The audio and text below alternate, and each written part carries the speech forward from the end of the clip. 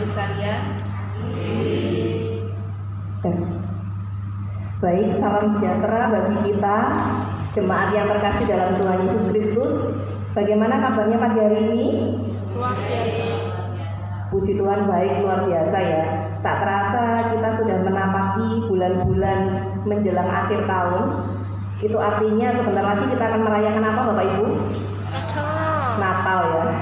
Tidak terasa hampir 1 tahun kita boleh menjalani tahun 2023 dan kita sudah masuk di awal bulan Oktober. Kita bersyukur penyertaan Tuhan begitu luar biasa bagi keluarga kita secara pribadi, dan saat ini kita masih diberikan kesehatan dan kesempatan untuk dapat datang beribadah bersama-sama dengan saudara-saudari kita. Saya mengundang jemaat mengambil sikap berdiri. Marilah kita menyiapkan hati kita. Saya mempersilahkan jemaat untuk boleh mengambil waktu teduh sejenak. Waktu teduh dipersilahkan.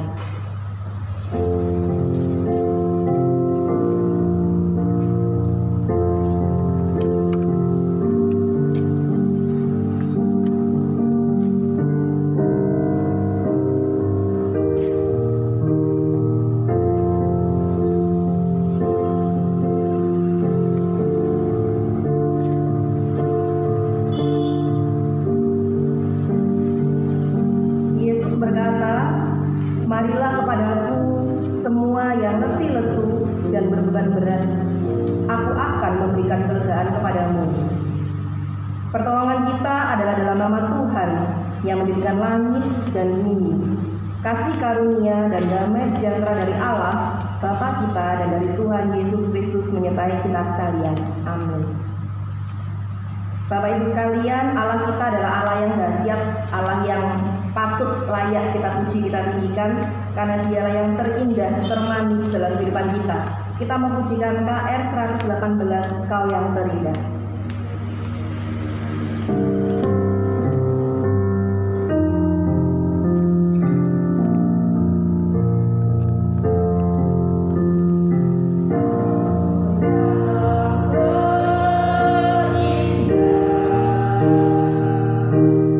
Tiada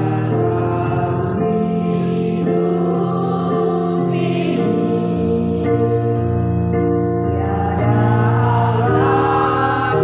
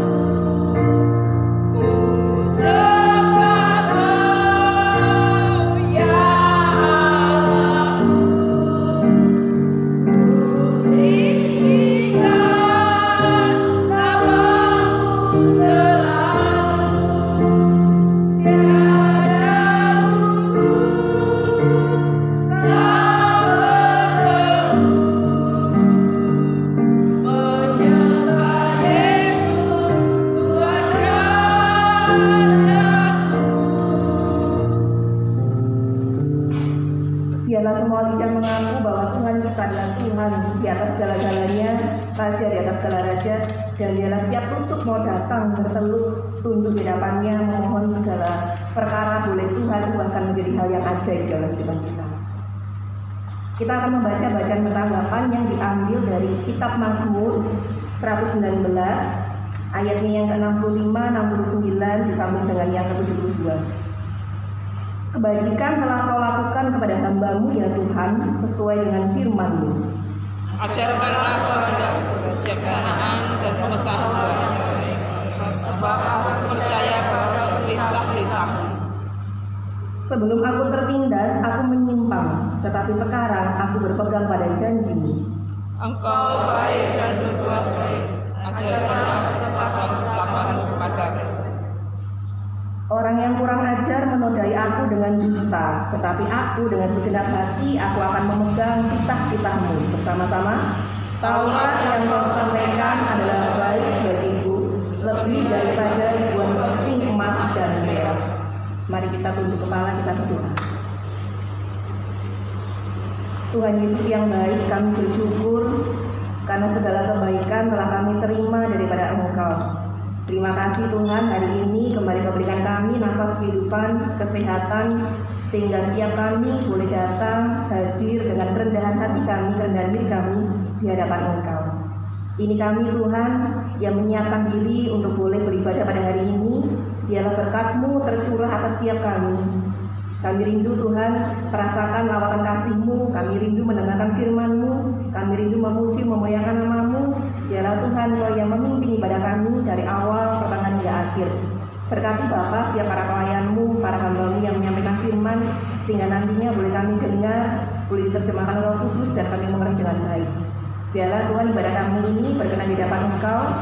Berkati setiap kami yang hadir, berkati saudara-saudara kami yang mungkin masih dalam perjalanan atau mungkin tidak dapat hadir pada hari ini. Biarlah Tuhan terus memelihara mereka. Terima kasih Bapa, terima kasih Roh Kudus. Kami siap untuk melaksanakan ibadah kami dan melanjutkan ibadah kami. Haleluya, amin. Sidang jemaat silakan untuk duduk. Bapak, Ibu, saudara-saudari sekalian, setiap kita pasti memiliki kerinduan yang sama, ingin menjadi murid Yesus, menjadi segambar dan serupa dengan Allah kita.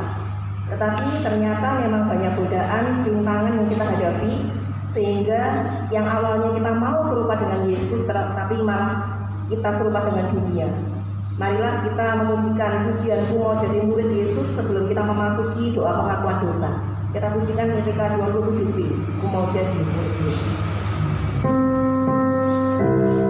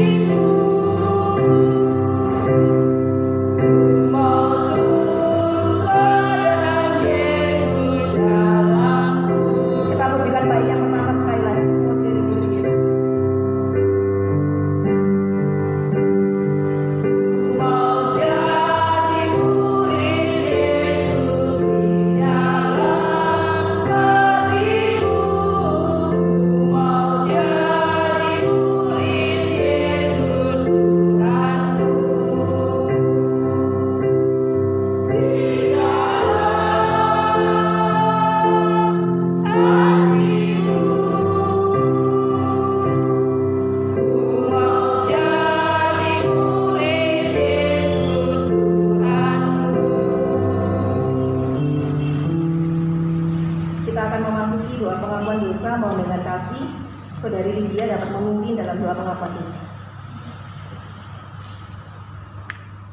Bapa yang baik, Bapa yang maha kudus, Bapa yang mengerti dan mengenal kehidupan kami bersyukur dan berterima kasih jika Engkau telah mengizinkan kami untuk kami tetap bisa menikmati hidup sampai dengan saat ini. Kami juga bersyukur dan berterima kasih karena Engkau telah menganugerahkan iman bagi kami, iman yang menjadi landasan hidup kami untuk kami dapat hidup sepenuh dengan kehendak-Mu. Dan pada kesempatan kali ini dengan seluruh kerendahan hati kami mau datang di hadirat-Mu untuk mengakui segala dosa dan kesalahan kami. Sebagai manusia seringkali kami merasa mampu hidup tanpa adanya Tuhan. Kami merasa mampu dengan mengandalkan diri kami sendiri, tetapi kami lupa bahwa Engkau adalah yang berkuasa di dalam hidup kami. Seringkali kami bersungguh-sungguh di saat kami menghadapi segala permasalahan dalam hidup kami.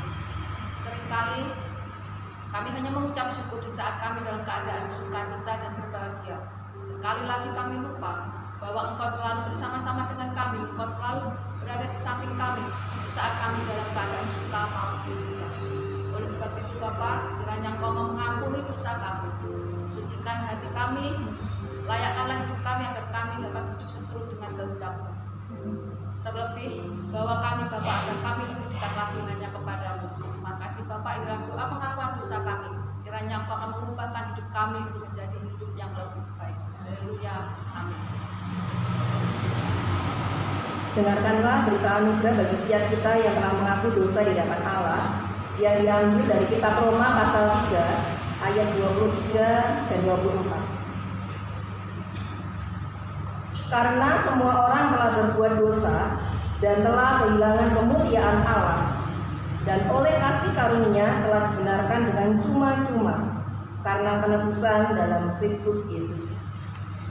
Setiap kita telah mengaku dosa di hadapan Allah, dan ketahuilah bahwa oleh kasih karunia Allah kita dibenarkan dan dikuduskan dengan darah Yesus. Dengarkanlah petunjuk baru yang diambil dari kitab Amsal pasal 3 ayat 5 sampai dengan yang ke-7. Percayalah kepada Tuhan dengan segenap hatimu dan jangan bersandar pada pengertianmu sendiri. Akuilah Dia dalam segala lakumu, maka Ia akan meluruskan jalanmu. Janganlah engkau menganggap dirimu sendiri bijak, takutlah akan Tuhan dan jauhilah kejahatan. Amin. Kiranya petunjuk baru ini boleh menjadi penyemangat kita bahwa kita telah ditebus, kita harus percaya pada Tuhan dengan segenap hati kita. Bahkan kita harus hormat, takut pada Allah serta menjauhi segala kejahatan yang tidak berkenan di hadapan-Nya.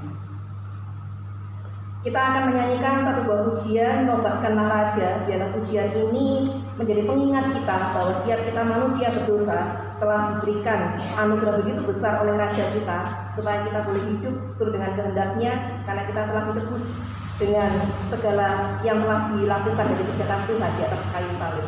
Kita pujikan KPPK 10, Nobatkanlah Raja.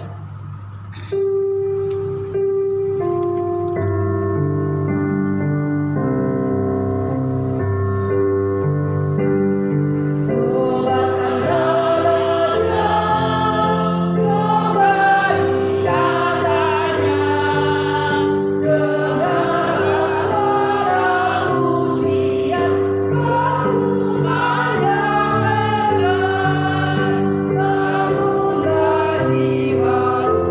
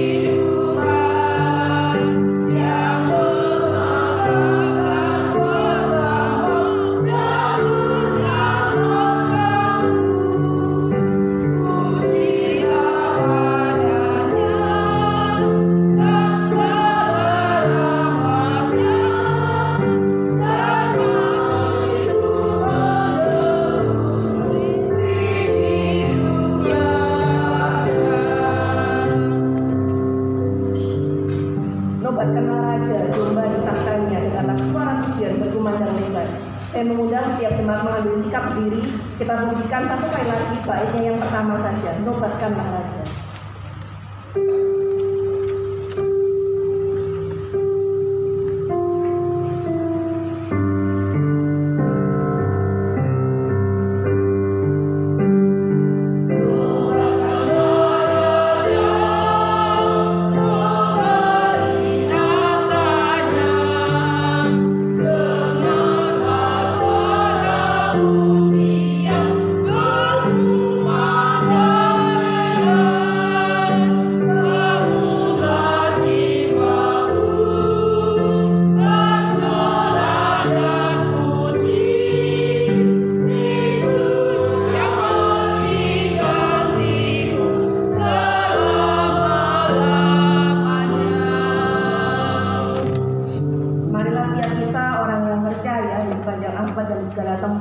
Mengakui iman kita di hadapan Allah Tritunggal dengan pengakuan iman rasuli yang berbunyi demikian. Aku percaya kepada Allah, Bapa yang Maha Kuasa, Khalik langit dan bumi, dan kepada Yesus Kristus, Anaknya yang tunggal Tuhan kita, yang dikandung dari Roh Kudus, lahir dari anak darah Maria, yang menderita sengsara di bawah pemerintahan Pontius Pilatus, disalibkan, mati dan dikuburkan, turun dalam kerajaan maut, pada hari yang ketiga, bangkit pula dari antara orang mati, naik ke surga, duduk di sebelah kanan Allah, Bapa yang Maha Kuasa, dan dari sana Ia akan datang untuk menghadiri orang yang hidup dan yang mati. Aku percaya pada Roh Kudus, gereja yang kudus dan am, persekutuan orang kudus, pengampunan dosa, kebangkitan tubuh, dan hidup yang kekal. Amin. Dengan sikap tetap berdiri, marilah setiap kita orang percaya yang memiliki tugas dan tanggung jawab dalam doa syafaat, marilah kita berdoa bersama-sama dengan ketiga pokok doa yang telah tertera di warta. Yang pertama, kita akan berdoa untuk anak-anak kita, remaja, pemuda, pemudi Kristen, agar mereka memiliki hati yang takut akan Tuhan dan boleh menjadi berkat dimanapun mereka berada. Yang kedua, kita berdoa untuk pertumbuhan ekonomi setiap jemaat, kiranya Tuhan terus memelihara, dan kiranya setiap jemaat juga diberikan kerelaan hati untuk dapat mendukung pelayanan dalam persembahan karena telah diberkati Tuhan. Yang ketiga, kita berdoa untuk para pemimpin bangsa kita, baik yang ada di pusat maupun yang ada di daerah, supaya mereka boleh bekerja dengan benar dan Tuhan berikan roh takut akan Allah sehingga mereka penuh dengan tanggung jawab mengerjakan tugas. Mari kita berdoa untuk ketiga pokok hal ini. Kita berdoa dengan membuka suara. Bapa yang di surga, kami bersyukur hari ini Tuhan kembali hadirkan kami di tempat ini boleh memuji, memuliakan nama-Mu. Bapa, saat ini kami berdoa syafaat untuk anak-anak kami, pemuda remaja kami, baik yang tinggal dalam kota besar maupun yang tinggal di luar kota. Tuhan sertai jaga mereka, Tuhan lindungi pelihara mereka, sehingga dalam mereka bergaul, sehingga dalam mereka berteman, mereka boleh memilih hal yang baik untuk menjauhi hal yang boleh mengganggu kebiasaan mereka. Berkati iman mereka Bapa, berkati mereka takut anak Allah, sehingga mereka juga boleh menjadi kesaksian diri mereka di mana mereka berada. Ya Tuhan, terus menolong pemuda-pemudi kami, anak-anak kami, kiranya Tuhan berkati mereka nantinya menjadi penerus bagi gereja kami. Bapa, kami berdoa bagi perekonomian setiap hari jemaat-Mu. Kiranya Tuhan pelihara dan berkati segala usaha pekerjaan kami. Berkati kami yang memiliki usaha pekerjaan sebagai seorang wira swasta. Berkati kami sebagai seorang karyawan yang bekerja pada instansi pemerintah atau bekerja pada perusahaan. Bila Tuhan kami boleh mengerjakan segala sesuatu dengan tanggung jawab, sehingga nantinya di dalam tempat kami bekerja boleh berkat bagi orang-orang yang belum percaya akan Engkau. Berkati relasi kami dengan atasan kami, relasi kami dengan bawahan kami, relasi kami dengan rekan kerja kami. Ya Tuhan, Kau memberkati semuanya sehingga nama-Mu dipuji memuliakan nama kami yang menjadi saksi-saksi. Bapa, kami juga berdoa bagi bangsa dan negara kami. Berkati bangsa dan negara kami Tuhan, kiranya Kau berkati para pemimpin-pemimpin bangsa kami, sehingga mereka juga boleh ambil bagian di dalam pemerintahan, supaya mereka boleh memajukan bangsa dan negara kami. Berikan akan Allah ya Bapa, sehingga mereka boleh mengerjakan segala sesuatunya dengan tanggung jawab, mengerjakan semuanya dan dapat mempertanggungjawabkannya di hadapan Engkau. Jauhkan dari korupsi, jauhkan dari hal-hal yang mengganggu sistem pemerintahan yang ada. Biarlah boleh ada pertumbuhan ekonomi, pertumbuhan yang baik dan merata di seluruh pulau Indonesia ini. Indonesia begitu mulia nama-Mu Tuhan, dan biarlah juga memberkati untuk pemilu tahun 2024 Bapak. Berkati setiap kami sebagai warga negara supaya nantinya pada pemilu 2024 kami boleh memilih seorang pemimpin yang baik, yang benar. Tuhan pakai kami supaya boleh memilih presiden dan wakilnya dengan baik sehingga nanti yang boleh membawa Indonesia lebih maju lagi di masa depan. Ya Bapak, inilah segala seruan doa kami. Biarlah segala seruan yang telah kami doakan bersama-sama dalam doa syafaat ini, Tuhan berkenan menjawabnya sesuai dengan kehendak-Mu, rencana-Mu, dan waktu-Mu. Terima kasih Tuhan, haleluya, amin. Sidang Jemaat, silakan duduk. Bapak Ibu sekalian, kita akan mendengarkan persembahan pujian dari Komisi Anak yang pada hari ini akan diwakili oleh guru-guru sekolah minggu dan pendamping sekolah minggu. Kami akan menyanyikan sebuah pujian yang berjudul Mengikut Yesus Keputusanku. Inilah keputusan dari guru-guru sekolah minggu dan kiranya juga boleh menjadi komitmen setiap kita. Kami akan menyanyikannya satu kali. Pada kali yang kedua kami mengajak jemaat sekalian menyanyikan bait yang pertama dan bait yang kedua. Kepada guru-guru sekolah minggu dipersilakan.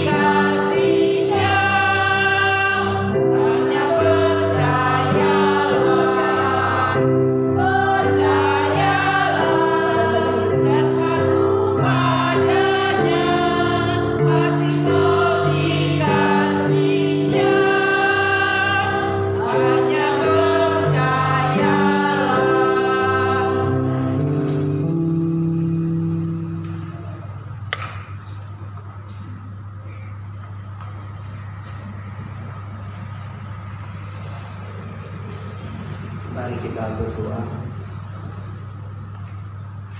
Syukur kami naikkan di hadapan-Mu ya Tuhan.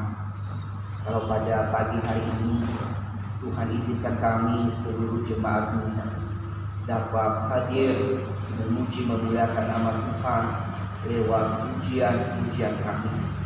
Dan saat ini ya Tuhan, kami mau belajar mendengarkan kebenaran firman-Mu.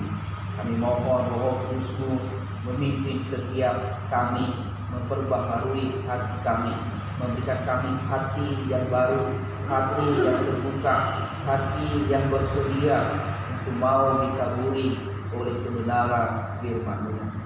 Sekali lagi kami mohon Roh Kudus-Mu membiarkan kami konsentrasi yang baik di dalam memahami, di dalam belajar kebenaran firman-Mu.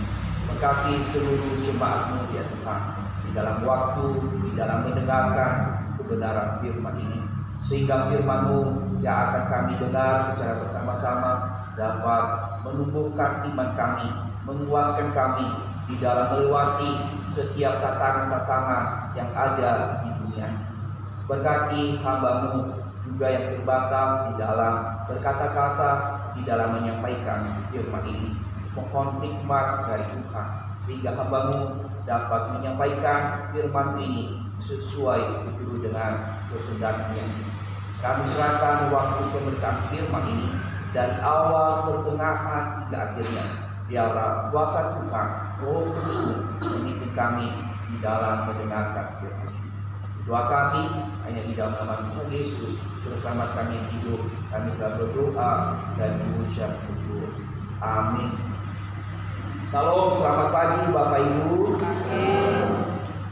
Sekali lagi salam. Salam. Bagaimana kabarnya? Baik. Mari kita mendengarkan firman Tuhan hari ini Bapak Ibu. Karena kita ada di awal bulan Oktober ya, bulan yang baru, kita harus lebih semangat karena bulan yang baru ya. Kita juga sudah mendekati bulan Natal yang tidak terasa 2 bulan lagi kita sudah memasuki bulan Desember ya. Mari Bapak Ibu kita membuka Alkitab kita di dalam Hakim-Hakim pasal 8 ayatnya yang ke-22 hingga ayatnya yang ke-35.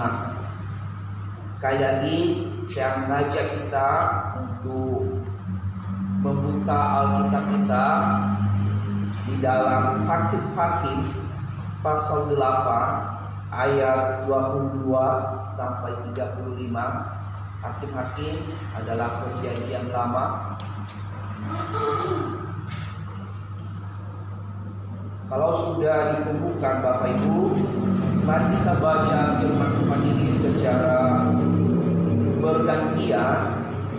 Saya ayat 22, Bapak Ibu ayat 23, ya sampai nanti kita di ayatnya yang ke-35. Jika sudah ditemukan, mari kita baca firman Tuhan ini. Saya mulai dari ayatnya yang ke-22.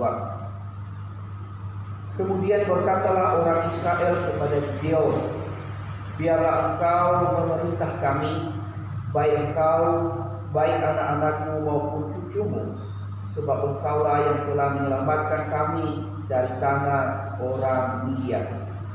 Jawab Gideon kepada mereka, aku tidak akan memerintah kamu dan juga anakmu tidak akan memerintah kamu, tetapi Tuhan yang memerintah kamu. Selanjutnya kata Gideon kepada mereka, satu hal saja yang diminta kepadamu, baiklah kamu masing-masing memberikan anting-anting dari jarahannya, karena musuh itu beranting-anting emas, sebab mereka orang Ismail. Jawab mereka, kami mau memberikannya dengan suka hati.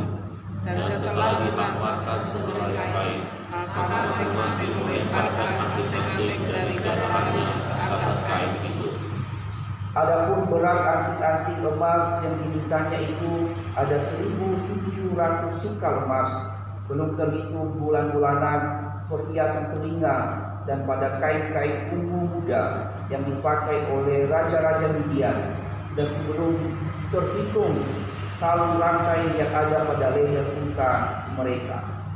Kemudian Gideon membuat efod dari semua itu dan menempatkannya di kotanya di Ofra.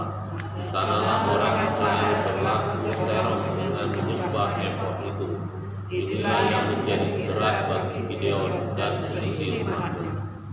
Demikianlah orang Midian tunduk kepada orang Israel dan tidak dapat menegakkan kepalanya lagi. Maka amanlah negeri itu 40 tahun lamanya pada zaman Gideon. Lalu Baal bin Yoas pergi yang rumahnya sendiri. Gideon mempunyai 70 anak laki-laki, semuanya anak kandungnya, sebab ia beristri banyak. Juga pemiliknya yang tinggal di Sikem melahirkan seorang anak laki-laki baginya. Lalu dia memberikan nama Abimelek kepada anak itu. Gideon bin Yoas mati pada waktu rambutnya telah putih, lalu dikuburkan dalam kubur Yoas ayahnya di Ofra kota orang Abiezer. Setelah Gideon mati, kembalilah orang Israel menjalan serong mengikuti para Baal dan membuat Baal beri menjadi alat mereka. Orang Israel tidak ingat kepada Tuhan Allah mereka yang telah melepaskan mereka dari tangan semua musuhnya di sekelilingnya. Juga tidak menunjukkan terima kasihnya kepada keturunan Yerubbaal Gideon, seimbang dengan segala yang baik yang telah dilakukannya orang-orang Israel. Demikian jauh bacaan kita hari ini, yang dikatakan adalah berbahagialah setiap kita yang membaca, merenungkan, dan melakukan firman Tuhan itu di dalam kehidupan kita hari demi hari. Bapak Ibu, saudara-saudariku, hari ini kita berbicara satu tema, yaitu tetap dalam koridor Allah. Tetap dalam koridor Allah. Saudara-saudariku, Bapak Ibu yang saya kasihi, saya percaya bahwa semua kita, ya, atau sebagian kita pernah naik kereta api. Pernah? Atau ada yang belum pernah naik kereta? Kalau masih belum naik kereta, nanti kita ajak kapan-kapan naik kereta dari sini ke ini, ya. Bapak Ibu, kalau kita melihat kereta, mungkin ada yang sering dari Blitar ke Surabaya, Blitar ke Jogja, Blitar dari ke Jakarta, kita naik kereta dengan aman. Di dalam 2 bulan terakhir ini, Bapak Ibu, kalau kita melihat berita di Jakarta, ada kereta tercepat, ya, 2 kereta yang baru diresmikan atau diuji coba oleh Presiden kita Joko Widodo, yaitu MRT dan LRT, ya. Jadi ada 2 kereta ini yang paling cepat di antara Jakarta ke Bandung, hanya ditempuh dalam 30 sampai 40 menit per jam. Itu kereta yang paling cepat. Rata-rata kecepatannya, Bapak Ibu, kalau MRT itu 80 sampai 100 per jam, ya, per kilo per jam, ya. Sedangkan LRT itu hanya 50 sampai 90 km per jam. Cepat sekali. Nah, tentu Bapak Ibu, kalau kita melihat kecepatan kereta ini, kalau dijalankan, kalau tadi hari berita Bapak Ibu bahwa kereta tercepat ini, MRT dan LRT ini, tanpa ada masinisnya, ya. Dalam arti tidak langsung dikendalikan oleh masinis. Jadi dia punya kontrol. Ya, cepat sekali.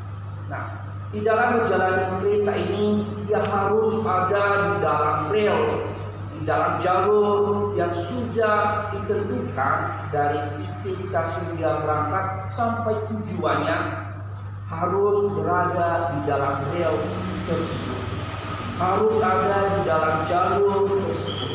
Ketika kereta kecepatannya yang begitu tinggi, ketika dia keluar dari relnya, ketika dia keluar dari jalurnya, Bapak Ibu, bayangkan apa yang terjadi. Apa yang terjadi, Bapak Ibu, adalah kehancuran dan juga terjadi kematian. Saya memperhatikan ketika kereta cepat itu, dia lewat di tikungan yang agak membelok di jembatan layangan itu, dia harus pelan-pelan, dia juga tidak cepat. Kenapa? Takutnya kalau dia terlalu cepat di dalam tikungan yang agak belok itu, bisa meleset, meleset dari rel yang sudah diatur atau dari jalur yang sudah ditetapkan. Itu kereta. Ketika kereta keluar dari rel, ketika kereta keluar dari jalurnya, dan dia tidak akan sampai di tujuan yang sudah ditentukan. Kalau contohnya dari Jakarta ke Bandung, ketika dia keluar dari rel itu, dia tidak mungkin sampai di Bandung. Nah, apa hubungannya dengan firman Tuhan atau tema kita yang kita renungkan hari ini, Bapak Ibu, yaitu tetaplah di dalam koridor Allah. Apa itu koridor? Ya. Kalau kita melihat di dalam Kamus Besar Bahasa Indonesia, di sana kita melihat tentang koridor itu adalah satu jalur atau lorong atau jalan atau lintasan yang ditetapkan di sana, ya. Itu arti kata koridor, jalur, jalan, lintasan, ya. untuk menghubungkan dari ujung sini ke ujung sana. Itu adalah harus jalur yang lewat, ya, lorong, ya. Contohnya di dalam sebuah gang, kalau gang ini harus sampai di ujung sana. Jadi penghubung antara ujung sebelah kiri dan ujung sebelah kanan. Itu namanya koridor, jalur, jalan, lintasan yang harus dilewati dan tidak boleh meleset. Nah, itu arti koridor, Bapak Ibu, sama dengan seperti tadi rel, jalur yang harus teguh, yang tidak boleh membelok, yang tidak boleh meleset. Ketika membelok, ketika meleset, maka apa yang terjadi? Kita tidak akan bisa sampai di satu tujuan yang kita ingin capai di dalam hidup ini. Orang Kristen juga sama seperti kereta api, ditetapkan oleh Allah untuk tetap hidup di dalam koridor yang sudah Tuhan tetapkan. Orang Kristen juga sama seperti kereta api yang ditetapkan di mana relnya harus dijalani. Ketika orang Kristen keluar dari jalur, dari koridor Allah, maka orang Kristen juga sama seperti kereta akan mengalami kehancuran dan kematian. Ketika dia keluar membelok dari jalur, dari jalan yang sudah Allah tetapkan dia untuk sampai di satu tujuan, yaitu tujuan untuk hidup kekal, yaitu di dalam surga. Ketika orang Kristen tidak mau berjalan di jalurnya Tuhan, tidak mau hidup, tidak menjalani kehidupan di dalam koridor Allah, maka akibatnya adalah kematian. Di dalam firman Tuhan hari ini, Bapak Ibu, kita melihat, kita belajar dari kehidupan seorang hakim yang bernama Gideon. Gideon ini adalah seorang hakim yang dipilih oleh Allah di dalam bangsa Israel saat itu. Di mana bangsa Israel saat itu ketika mereka menghadapi penindasan dari orang Midian, karena mereka telah menjauh dari Allah, karena mereka telah meninggalkan Allah, karena telah mereka meninggalkan untuk menyembah kepada Allah, maka Allah membiarkan mereka dikuasai oleh orang Midian, dan sehingga mereka ditindas benar-benar, Bapak Ibu. Maka disitulah Allah memanggil Gideon untuk menjadi penyelamat bagi umat Israel. Di sini kita melihat, Bapak Ibu, bahwa Hakim-Hakim pasal 8 ayat 22 sampai 35 ini menceritakan tentang bagaimana kehidupan Gideon dari awal sampai akhir hidupnya. Kalau Gideon dipanggil oleh Allah untuk menjadi penyelamat bagi umat Israel pada awalnya, kita melihat di sana Gideon begitu taat di dalam melakukan kehendak Tuhan. Kalau kita baca dari pasal 6, yang di situ jelas ada panggilan Gideon untuk menyelamatkan bangsa Israel. Dia begitu taat melakukan kehendak Tuhan. Tetapi di dalam pembacaan kita hari ini kita menemukan bahwa Gideon keluar dari koridor. Gideon diharapkan oleh Allah untuk membawa umatnya untuk menyembah kepada Allah, untuk menyelamatkan umatnya dari menyembah kepada Allah. Tetapi kita melihat di bacaan kita tadi, Gideon justru melakukan hal yang salah di hadapan Tuhan, membawa bangsa Israel menyembah kepada Baal, bukan menyembah. Apa yang membuat Gideon keluar dari koridor Allah? Apa yang membuat Gideon tidak lagi hidup taat pada Tuhan? Apa yang membuat Gideon tidak lagi hidup di dalam jalur yang sudah Tuhan tetapkan bagi dia untuk menjadi pemimpin umat Israel? Kalau kita memperhatikan di dalam bacaan kita, Bapak Ibu, ada dua hal yang saya temukan yang membuat Gideon ini tidak menetap di dalam koridor Allah. Yang pertama Bapak Ibu, kalau kita memperhatikan di dalam ayatnya yang ke-22 ke ayatnya yang ke-27, di sana kita melihat bahwa Gideon ini adalah dia keluar dari koridor Allah karena sanjungan dan pujian. Karena sanjungan dan pujian dari bangsa Israel. Ini yang membuat Gideon tidak lagi menyembah kepada Tuhan, karena ada tadi pujian dan sanjungan yang dia terima bagi. Di sana kita melihat Bapak Ibu di dalam ayatnya yang ke-22 dikatakan, kalau kita melihat di sana pada waktu itu sementara Gideon tidak menerima pujian itu, tetapi di dalam ayat yang ke-24 di sana kita melihat dia terlena dengan pujian dari bangsa Israel. Di sana ketika dikatakan bahwa kemudian berkatalah orang Israel kepada Gideon, biarlah engkau memerintah kami, baik engkau, baik anakmu maupun cucumu, sebab engkaulah yang telah menyelamatkan kami dari tangan orang Midian. Jawab Gideon kepada mereka, aku tidak akan memerintah kamu, juga anakku, dan tidak juga memerintah kamu, tetapi Tuhanlah yang memerintah. Dalam ayat 24 selanjutnya kata Gideon kepada mereka, satu hal saja yang kuminta kepadamu, baiklah kamu masing-masing memberikan anting-anting dari jarahan itu kepadanya. Ya.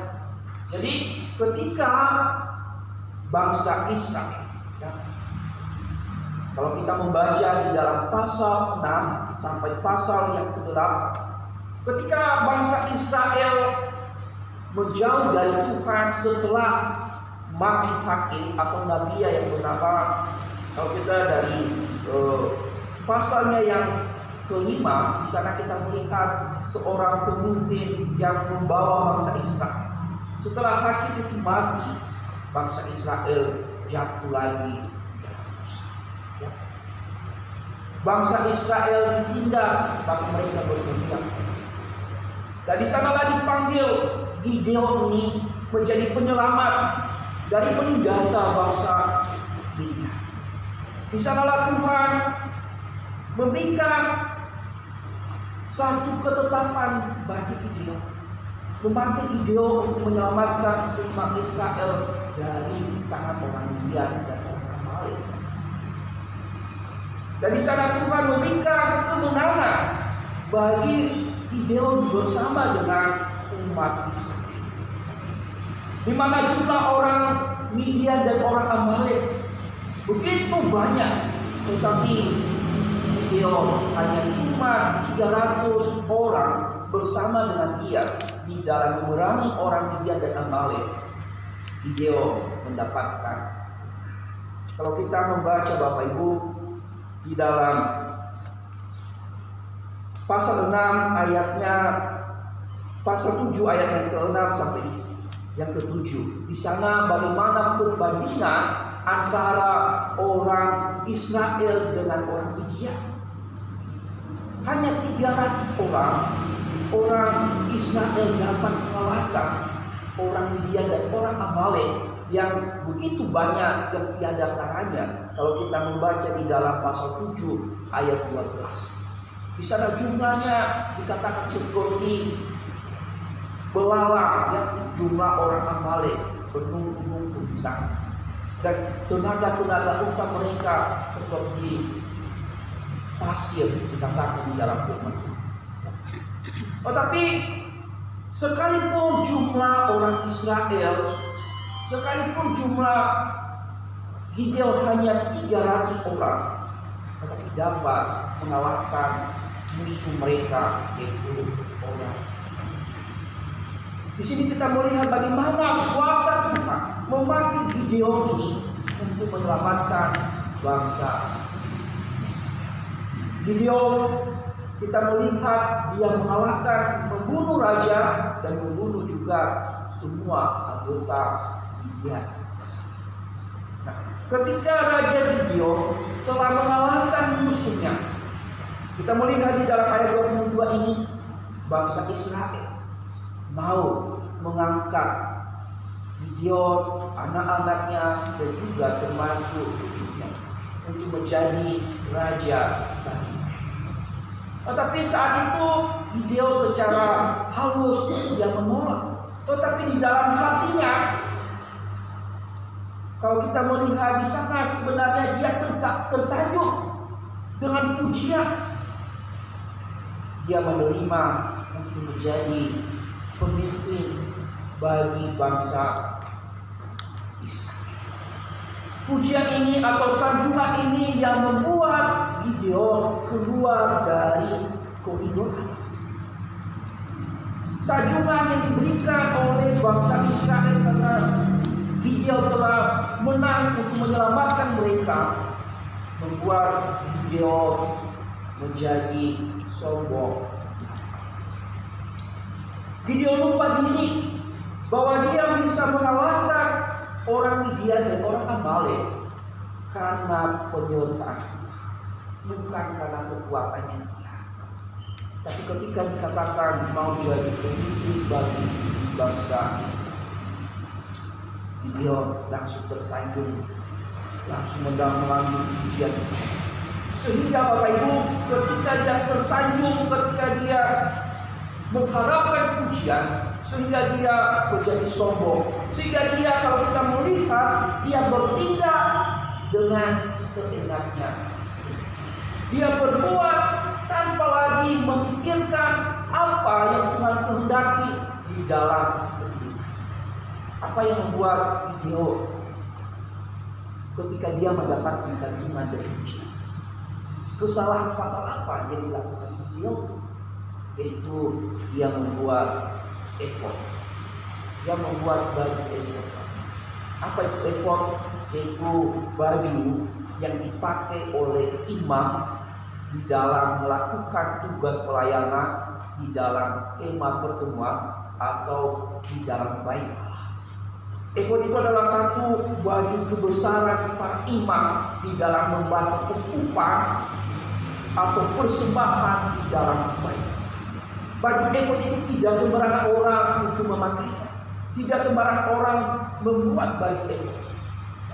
Baju efod itu dipakai sebagai kebesaran, tanda kebesaran di dalam melayani Tuhan di dalam ruang Maha Kudus. Tetapi karena pujian sanjungan yang diberikan kepada Gideon, Gideon tanpa berpikir panjang, Gideon tanpa memikirkan bahwa hal yang dia buat adalah salah di hadapan Tuhan dan membuat bangsa Israel menyeleweng serong dari jalan itu, dia membuat baju efod. Dan baju efod ini menjadi penyembahan bagi bangsa Israel. Nah, lewat firman Tuhan ini kita juga diingatkan Bapak. Kita bisa keluar dari jalurnya Tuhan, kita bisa keluar dari jalurnya Allah. Karena kita juga sering mungkin tersanjung dengan pujian, tersanjung dengan ingin dihargai di tempat.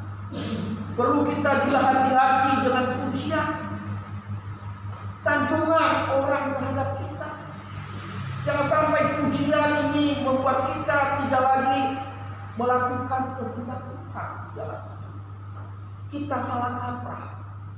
Ya, kita lebih mendengarkan pujian penghargaan bagi diri kita. Ingat bahwa pujian, sanjungan hanya diberikan kepada Tuhan. Di dalam kita sukses di dalam pelayanan, di dalam kita melakukan tugas pekerjaan dengan baik, jangan sampai kita dipuji orang, lalu kita sembarangan lagi kita mendapatkan pujian. Akibat orang yang sering mau dipuji, mau disanjung, hidup dalam kesombongan, tidak mau rendah hati. Orang yang maunya dipuji-puji terus, tidak mau mengakui kesalahan, sekalipun dia itu salah. Orang yang mau terus mendapatkan pujian, dia tidak mau orang lain juga mau dipuji. Dia seringkali menyalahkan orang lain. Karena dia mengatakan, saya yang paling hebat, saya yang paling pintar, saya yang paling bisa dalam melakukan. Hati-hati dengan sanjungan, hati-hati dengan pujian, karena pujian ini membawa kita melakukan hal-hal yang salah. Bukan berarti kita tidak boleh dipuji, ya. Seseorang bisa dipuji supaya juga semangat di dalam melayani. Seorang juga dipuji supaya semangat di dalam bekerja. Tetapi jangan terlalu berlebihan kita mengharapkan pujian dari orang lain. Jangan berlebihan kita mengharapkan sanjungan dari orang lain, supaya kita tidak terlena dengan pujian dan sanjungan. Ingat, hati-hati, bahaya jika kita terus mau mengharapkan pujian, kita bisa salah di dalam. Ingat bahwa pujian, sanjungan hanya untuk kemuliaan. Apapun yang kita kerjakan, apapun yang kita lakukan, terlebih di dalam kita melayani, di dalam hidup kita. Apapun yang kita lakukan, kita tidak perlu mengharapkan pujian, sanjungan. Kita hanya sebagai alat Tuhan. Ketika kita mengharapkan sanjungan, pujian, baru kita melakukan pelayanan, itu adalah sifat yang salah. Sifat yang salah. Ingat, dalam kita melayani Bapak, kita tidak perlu untuk pujian, untuk sanjungan. Kita ini sudah terpuji, kita ini sudah disanjung, adalah Tuhan yang memuji. Ya, ingat satu hal, ketika kita membutuhkan pujian, sanjungan, sama kita seperti Gideon, kita akan nanti secara tidak sadar kita akan melakukan hal-hal yang tidak benar. Kita bisa meleset supaya orang ini, kita mencari kesenangan orang ini supaya dia memuji kita. Ya. Kita tidak lagi menegur ketika dia salah. Kita tidak lagi mengingatkan ketika dia keluar jalur. Karena kita mengharap, oh dia teruskan memuji saya. Kalau tidak ada dia, kalau saya tegur dia, kalau saya sakiti dia dengan teguran saya, nanti tidak ada yang memuji saya. Nah, itu sama hal seperti itu yang terjadi di dalam hidup. Ketika Gideon melakukan kesalahan, dia membuat efod ini, dan orang Israel menyembah kepada efod, tidak lagi menyembah kepada Allah. Gideon tidak menegur, Gideon tidak lagi mengingat bahwa itu yang salah. Dan karena Gideon sudah terlena dengan sanjungan dari umat. Lewat hal ini Bapak Ibu, sebagai orang percaya, sanjungan mungkin banyak, sanjungan dari orang lain. Mungkin juga di dalam kehidupan kita sehari-hari. Banyak mungkin terjadi saat ini, ada orang itu dunia saat ini. Biasanya yang cepat tersanjung, cepat jatuh dalam pujian, kita dalam arti merendahkan kaum wanita. Biasanya ada orang yang puji, kamu cantik hari ini. Nah, biasanya dipuji 2 kali, 3 kali, akhirnya kebuka telinganya, lalu pujian itu membuat hatinya, dan akhirnya jatuh dengan orang yang hati-hati. Hati-hati dengan kata pujian dan sebagainya, dapat membawa tindakan. Itu yang harus kita waspada. Jangan sembarangan menerima sanjungan pujian. Itu bisa bahaya di dalam. Yang mungkin suami kadang memuji di dalam keluarga, ya, bisa bahaya jika ada laki-laki lain memuji. Jangan ditanggapi, jangan aja, ya, bisa bahaya. Sama seperti dia, kita bisa jatuh di jalur yang salah. Yang kedua Bapak Ibu, apa yang membuat Gideon tidak lagi tetap di dalam koridor Allah? Kalau kita memperhatikan di dalam bacaan kita, di dalam ayatnya yang ke-24 Bapak Ibu, dan juga di dalam ayat 29, 31. Yang membuat beliau tidak lagi taat pada jalurnya Tuhan, yang membuat beliau tidak taat lagi di dalam jalannya Allah untuk menyembah kepada Allah, membawa umat Allah untuk tetap menyembah kepada Allah, yaitu harta dan hawa nafsu atau wanita. Perhatikan baik-baik. Yang membuat beliau tidak taat itu adalah harta dan wanita. Ini yang membuat beliau tidak lagi taat. Di dalam ayatnya yang ke-24, Bapak Ibu, ketika dia melihat bangsa Israel telah mengalahkan orang Midian dan bangsa Israel telah mengambil seluruh harta kekayaan orang Midian itu, dan dia meminta, berikan apa yang engkau dapatkan dari orang Midian itu, berikan kepada saya. Jadi harta dunia yang membuat beliau jatuh jauh dari jalur Allah. Perhatikan di dalam ayat itu.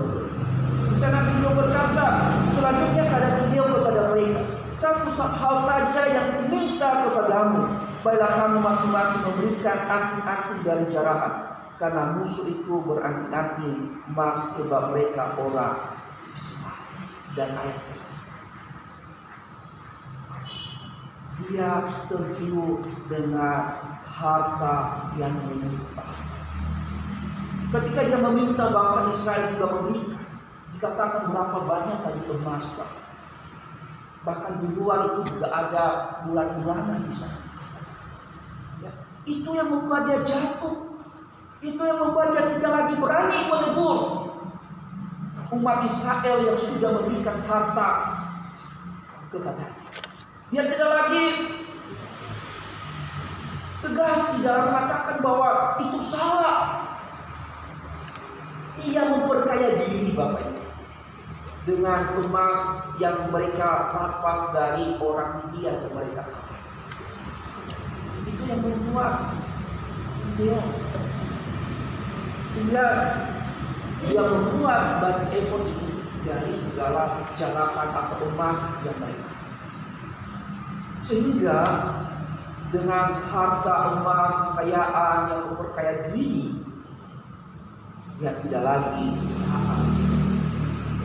Bahkan Bapak Ibu di dalam ayatnya yang ke-29, di ayat yang ke-31, di sana Gideon, kalau katanya tadi dan awal, saya tidak mau menjadi raja atas bangsa Israel. Tetapi kehidupan Gideon kita mau lihat di sana, dia memiliki banyak anak karena banyak istri. Perhatikan di dalam ayat 29 dan 31. Kalau dulunya dia adalah hanya cuma satu istri, tetapi karena dia sudah tersanjung, sudah mendapatkan pujian dan lagi mengambil harta kekayaan, memperkaya diri sendiri, dan sekarang dia sama seperti raja-raja bangsa lain. Dia mementingkan harta dunia, dia mementingkan juga nafsu kedagiannya, dia memperbanyak istrinya, seperti raja-raja yang tidak mengenal. Itu yang membuat dia jatuh, tidak lagi melihat apa yang Tuhan kehendaki dalam hidupnya sebagai seorang hakim, sebagai seorang hamba Tuhan. Karena tadi tertarik dengan harta dunia, kekayaan dunia, dan juga wanita. Ada banyak hamba Tuhan juga yang jatuh gara-gara hal ini. Bukan hanya Gideon, Bapak. Banyak hamba Tuhan jatuh karena harta. Dia tidak lagi membimbing jemaat Tuhan yang sering memberikan kekayaan bagi dia, yang sering masuk-masuk, takut menegur, membuat dia menjadi bungkam, tidak mau menegur gara-gara ada. Banyak hamba Tuhan memperkaya diri dengan harta yang banyak. Banyak hamba Tuhan jatuh gara-gara wanita, karena lebih mementingkan dagingnya daripada. Kita melihat banyak, dan hal ini menjadi waspada bagi kita. juga sebagai orang Kristen. Jangan sampai kita menjual Tuhan kita hanya gara-gara harta. Jangan sampai menjual Tuhan kita, iman kita hanya gara-gara pasangan hidup kita. Hati-hati terhadap pemuda remaja. Hati-hati, terutama pemuda remaja ini. Jangan sampai hanya gara-gara pasangan hidupmu kamu meninggalkan Tuhan. Kamu tidak lagi setia melayani di dalam gereja. Hai pemuda remaja, cari pasangan yang sepadan, yang seiman, supaya engkau tetap ada di dalam jalur, dalam firman. Jangan mencari pasangan di luar iman kita, karena itu akan mempengaruhi hidupmu keluar dari jalur. Jangan cari orang yang kaya, karena itu nanti bisa membawa engkau juga jatuh, tidak lagi taat. Orang Kristen perlu kita hati-hati di dalam harta. Jangan sampai harta kita membuat kita tidak lagi tunduk pada Tuhan, membuat kita sombong di hadapan Tuhan, membuat kita sombong terhadap sesama. Ingat, harta hanya ditimpa sementara. Harta hanya sementara. Ketika kita diberkati oleh Tuhan, ketika kita diberikan harta, marilah kita gunakan itu untuk menolong orang lain, lebih di dalam mendukung kebajikan. Jangan sampai kita memiliki harta yang banyak, lalu kita menjadi pembenci orang-orang, menindas. Ingat Bapak Ibu, firman Tuhan, Gideon jatuh gara-gara sanjungan pujian, harta dan wanita. Ini yang membuat dia dalam hidup di dalam. Tapi kita bersyukur Bapak Ibu, sekalipun hakim atau Gideon ini gagal di dalam menjalani, di dalam membawa umat Israel, menyelamatkan umat Israel. Ada satu hakim yang tidak pernah gagal, yang menyelamatkan umat Allah, membawa umat Allah kepada Allah, yaitu Yesus Kristus. Kita bersyukur punya Yesus Kristus yang diutus Allah untuk menyelamatkan kita umat yang berdosa, membawa kita untuk menyembah kepada Allah, membawa kita untuk menuju satu tempat, yaitu di surga. Hanya Yesus yang tidak pernah gagal di dalam membawa umat Allah untuk menyembah. Yesus taat dari Allah, dia mengutus dia ke dalam dunia, taat sampai mati, sehingga dia bangkit naik ke surga, menunjukkan bahwa dia tidak pernah gagal menyelamatkan saya dan saudara. Apa yang saudara berikan untuk Yesus yang telah menyelamatkan? Hiduplah di dalam koridornya, hiduplah di dalam jalurnya, hiduplah taat di hadapan sampai akhir. Yesus meminta kepada kita di dalam Yohanes pasal 14 ayat 4-6, tinggallah di dalam aku, maka aku di dalam engkau. Itulah yang diharapkan oleh Tuhan di dalam kita. Harus hendaklah engkau setia sampai akhir. Aku akan mengaruniakan mahkota kehidupan. Wahyu 2 ayat 10. Itu yang Tuhan harapkan dalam hidup saya dan hidup. Tetaplah dalam jalurnya Allah.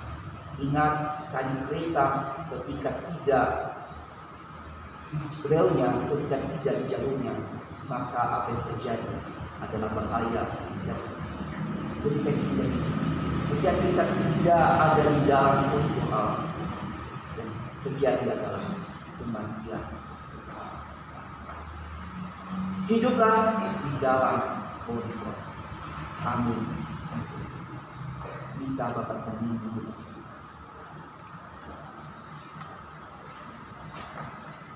Mari kita berdoa. Tuhan adalah Bapa kami yang di surga, kami bersyukur Tuhan membawa kami, menyelamatkan kami, bahwa kami pindah dari hamba dosa jadi hamba Tuhan. Tuhan menyelamatkan kami, menjadikan kami anak-anak-Mu, sehingga kami boleh memanggil-Mu Bapa. Kami bersyukur, kami boleh mendapat berkat. Kami hanya perlu percaya, dan kami hanya perlu mengikuti apa yang Kau kehendaki untuk kami lakukan dalam hidup kami. Tolong ya Bapa, jangan kami berpikir untuk melakukan sekehendak hati kami, maunya kami, tapi kami mau berpikir dan melakukan apa yang Tuhan kehendaki dalam hidup kami. Tolong ya Bapa, bantu kami untuk menuruti perintah-Mu.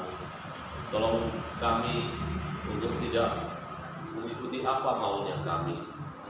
Ampuni kami Bapa kalau kami masih suka berpikir untuk mencari kesenangan pribadi. Kami lupa untuk menyenangkan hati Tuhan. Bantu kami untuk belajar hidup benar sesuai seturut dengan kehendak-Mu sampai Tuhan memanggil kami. Terpujilah nama-Mu, dalam nama Yesus kami berdoa. Amin.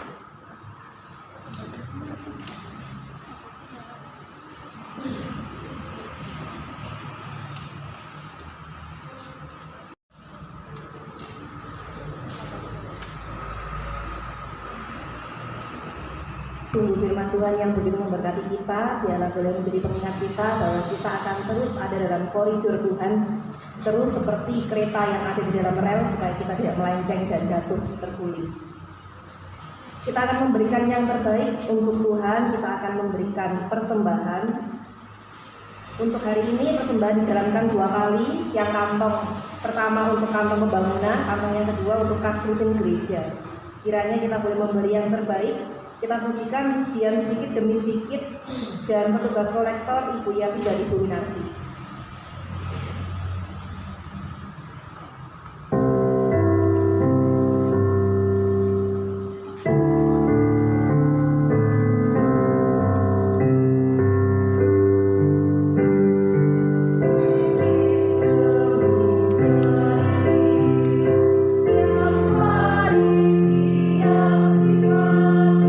Yesus,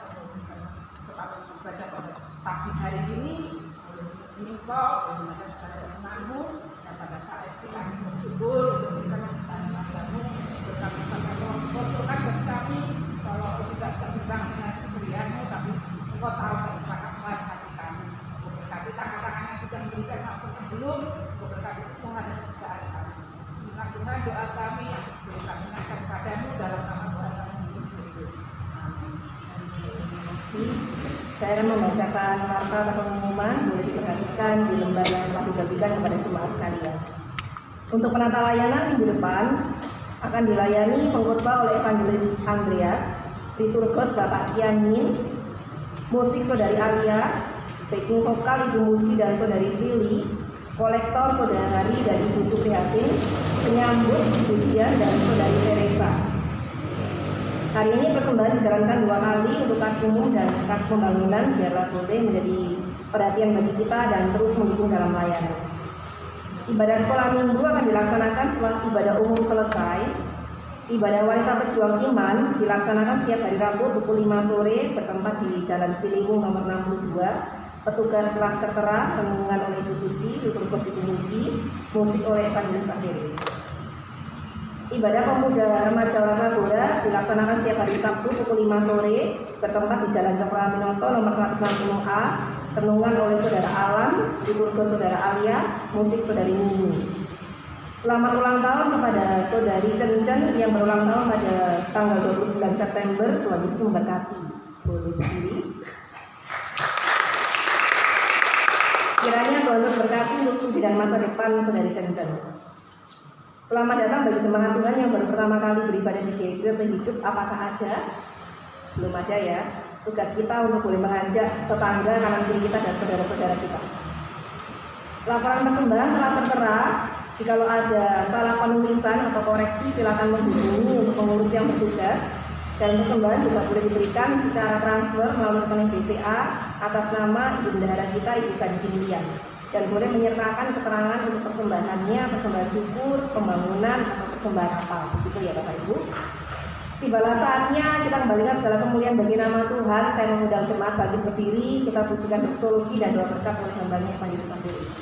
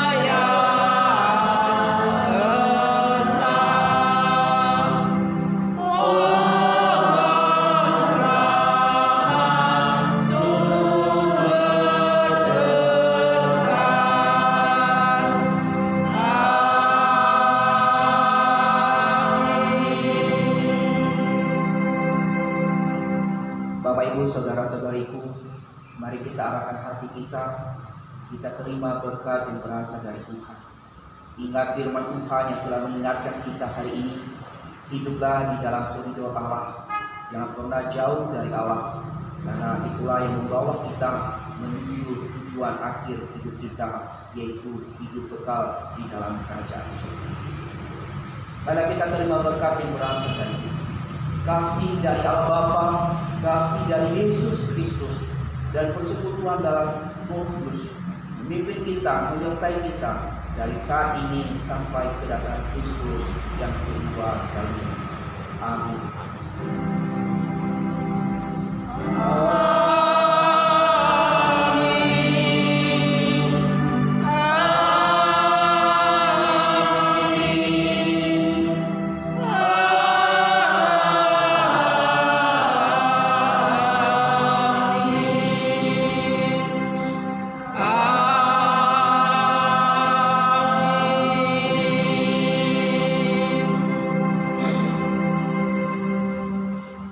Selesai saat teduh dipersilakan.